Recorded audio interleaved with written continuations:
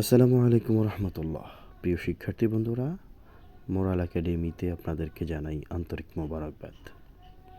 মুখে মুখে আরবি শিখির আজকে আমরা যে বাক্যটি শিখব সেটা হলো সব কিছু ঠিকঠাক আছে।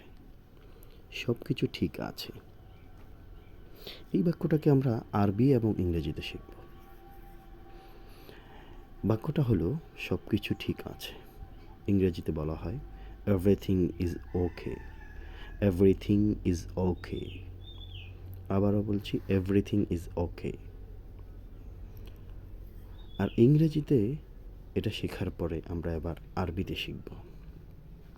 আরবিতে বলা হয় কুল্লু শাইইন মা ইউরামু।